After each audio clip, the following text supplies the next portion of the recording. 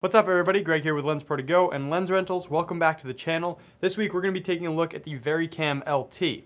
Every day I'm going to be releasing a new video covering a different aspect from ISO tests and exposure tests to the features and external buttons and menus about this camera. Today we're going to kick it off with all of the exterior features, all the ports and buttons on this camera, so let's dive right in. Starting at the front of the camera, we have a super beefy PL mount that houses the 35mm sensor. It also comes in EF mount, and that's user swappable, so if you wanted to have both mounts and swap them yourself, you can do that. Right above the mount, you have an ND filter knob. This is going to give you some internal NDs. There's a clear level, a 0.6, 1.2, and a 1.8, so you get all the way from 0 stops all the way up to 6 stops of ND.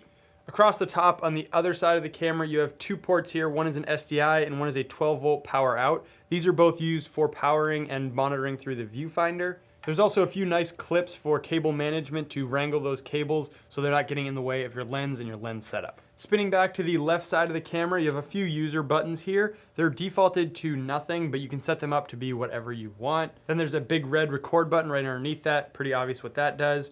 Then you have a menu, which gets you into the menu in the viewfinder and on the LCD screen. You have a scroll select wheel, which also adjusts the iris if you're not in the menus. Then you have a system check, which just brings up any notifications if there's something going on with the camera. It'll let you know what's going on.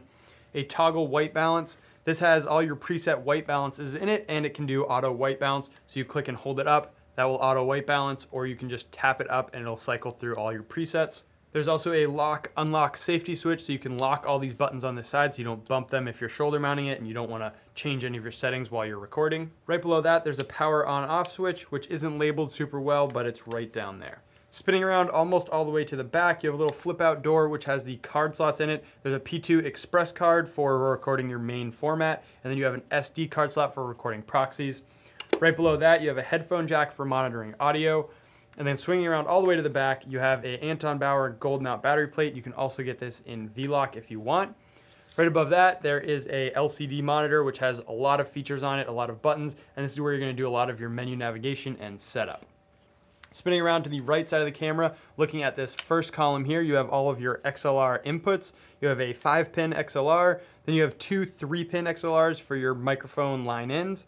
Then you have a remote switch for triggering the camera remotely, and a DC in for powering the camera through a wall outlet.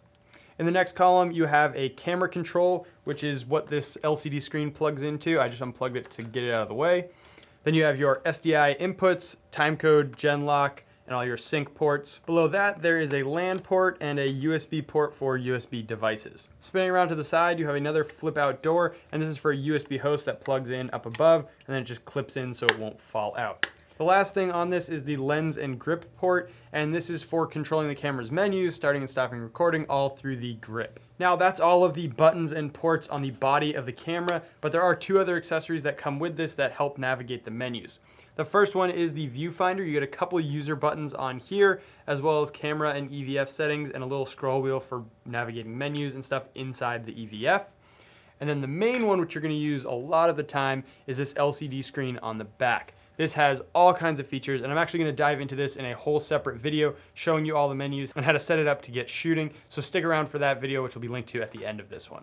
So there you have it. That is the exterior of the Varicam LT. If you guys want to learn more about this camera, I'll put a bunch of links in the description below. So definitely go and check those out, and the menu video at the end of this one. If you guys enjoyed this video and want to see more just like it, make sure to hit that like button, subscribe for new videos every week, and I'll see you in the next one.